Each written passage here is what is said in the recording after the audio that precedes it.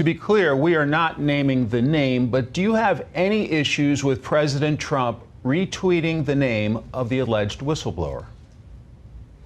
Look, the whistleblower should have testified a long time ago. In fact, they don't really meet the definition of a whistleblower. They never saw a crime. And personally, from everything we've seen, the person hasn't disputed this.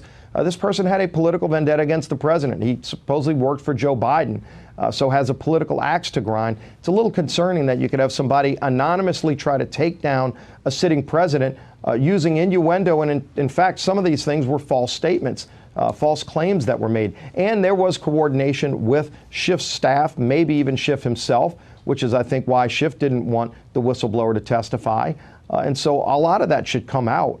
I think the public ought to know all of those meetings that Pelosi and Schiff held in secret behind closed doors to remove a duly elected president. That ought to be alarming to all Americans, whether you voted for this president or not, that they would try to go behind closed doors and reverse the will of the people in an election. So, yeah, the whistleblower absolutely ought to be known and testify. Look, they tried to take out a sitting president. Everybody in America has the right to face their accusers. Why should the president be denied that same constitutional right? In case you might have thought that it was only Donald Trump who was willing to put someone in harm's way by tweeting the unsubstantiated name of the whistleblower to his 68 million followers on Twitter, you'd be wrong. Here we have Steve Scalise doing what Republicans do best by blindly and desperately defending the every perverse move of the president. Scalise says that the whistleblower should have testified a long time ago, which is wrong for two reasons. One, the point of being a whistleblower is that you're entitled to anonymity. It was up to the Intelligence Community Inspector General, a Trump appointee, to determine if the whistleblower complaint was credible, which he did, thereby removing any further need for the whistleblower beyond what was written in his or her complaint.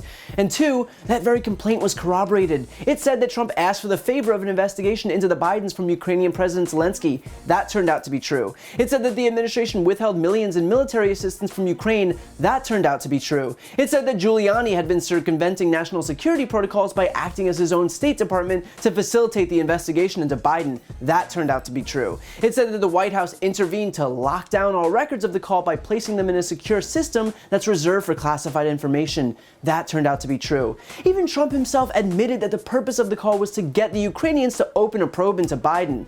The whistleblower could be Hillary Clinton sitting on Barack Obama's shoulders in a trench coat. It would not matter because the complaint has already been proven true. Scalise goes on to outright lie and claim that the whistleblower doesn't even meet the definition of a whistleblower because they didn't see a crime, a reference to an already debunked GOP talking point claiming that only first-hand sources are permissible. In reality, intelligence community officials are allowed to issue complaints based on second-hand information. The law only requires federal workers to have a reasonable belief of misconduct in order to file a complaint. And beyond that, those with first-hand knowledge, like Gordon Sondland and Alexander Vindman, went on to confirm exactly what the whistleblower complaint alleged. From there, we have yet another GOP conspiracy theory that the whistleblower, quote, supposedly worked for Joe Biden, which is a categorical lie.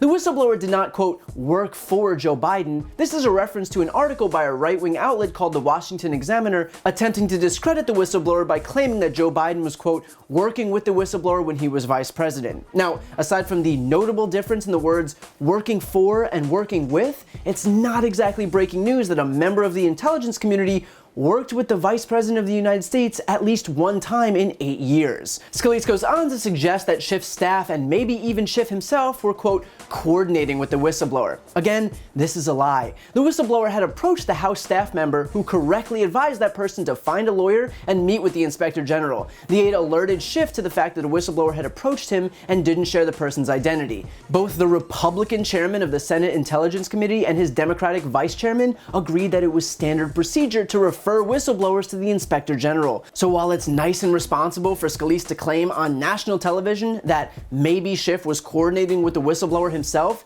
him performing for an audience of one doesn't make his words true. But the worst point of all, in an interview absolutely rife with outright lies, is this notion that the whistleblower is trying to, quote, take out a sitting president.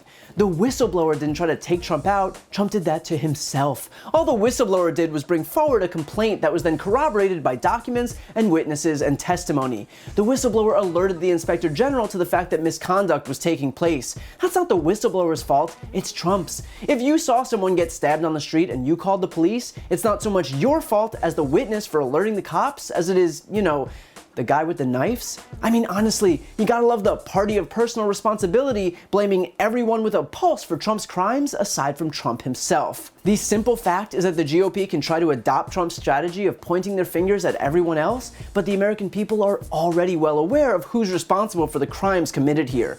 All Scalise's actions are doing is showing that they'd rather be complicit in Trump's impeachable offenses than bother defending the Constitution that they swore an oath to uphold.